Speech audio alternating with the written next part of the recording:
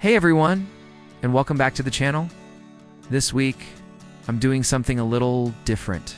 I'm trading in my smartphone, my Wi-Fi, and all my modern comforts to live like it's 1995 for a full 7 days. Why? Well, I've been feeling a bit overwhelmed by the constant notifications, the endless scrolling, and the pressure to always be online, so I figured, why not rewind the clock to a simpler time of dial-up mixtapes, and actually talking to people face to face. First up, the Great Tech Purge. I packed away my smartphone, my laptop, my smartwatch, everything. My only connection to the outside world, this classic landline phone. I even dug out my old portable CD player. Remember these? The constant skipping if you move too fast? It's been an adjustment. No Google Maps, no instant messaging, no binge watching my favorite shows, just me, my thoughts, and a whole lot of quiet. The first night was the hardest. I kept reaching for my phone out of habit. It's crazy how much muscle memory is tied to that little device. Of course, if I'm living in 1995, I have to look the part, right? So I hit the thrift store and went all in. We're talking high-waisted baggy jeans, oversized flannel shirts, a classic windbreaker, and some chunky sneakers. Honestly, a lot of this is kind of back in style, which is pretty wild. Getting dressed without checking a weather app or looking for online style inspiration felt strange. I just had to look out the window and make a judgment call. It feels more authentic somehow.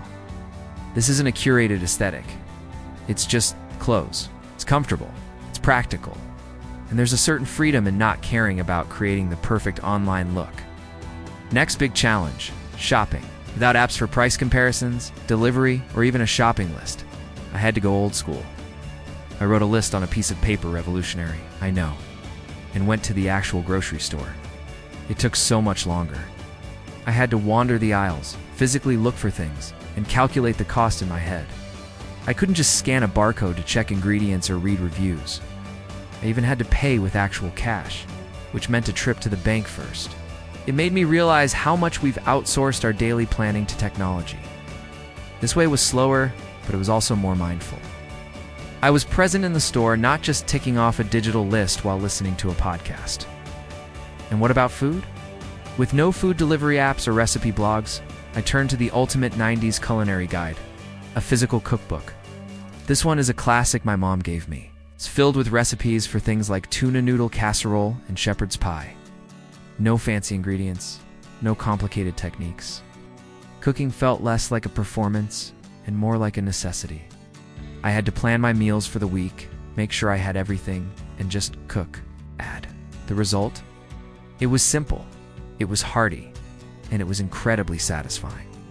There's something special about following a recipe from a book with worn, food-stained pages. It feels like you're part of a tradition. After a few days, something amazing started to happen. My mind got quiet. Without the constant buzz of notifications and the endless scroll of social media, I felt my anxiety levels drop. I started noticing the world around me more. The birds outside my window, the way the light changed throughout the day. I was bored, and it was glorious. Boredom forced me to be creative. I read books, I doodled, I even tried to learn a few chords on an old guitar I had lying around. My sleep improved, and I felt more focused during the day. This wasn't just a digital detox, it was a mental detox. It was like my brain finally had room to breathe as the week comes to a close. I've been doing a lot of reflecting. Living like it's 1995 showed me just how much the world has changed in a relatively short time. Technology has given us incredible convenience, connection, and access to information. But what have we lost? We've lost some of our patience, our ability to be present, and maybe a bit of our resourcefulness. We've become so dependent on our devices to navigate our lives that we've forgotten how to just be. The silence I was so afraid of at the beginning of the week became my favorite part. It's where my own thoughts finally had a chance to be heard. So what's the big takeaway? Am I going to throw away my smartphone and live off the grid forever? No, probably not. But this experience has fundamentally changed my relationship with technology. I'm going to be more intentional about how and when I use it. I'll be scheduling screen-free time, leaving my phone in another room, and maybe even picking up a physical map every once in a while. This challenge reminded me that we are the masters of our tools, not the other way around.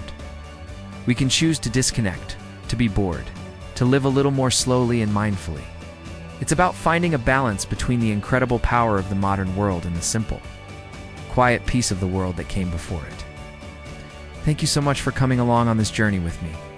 It was a really special experience, and I hope it gave you some food for thought. What do you think you'd miss most from 2024? Let me know in the comments below. And if you enjoyed this video and want to see more content like it, please hit that like button and subscribe to the channel. It really helps me out. Thanks for watching, and I'll see you in the next one.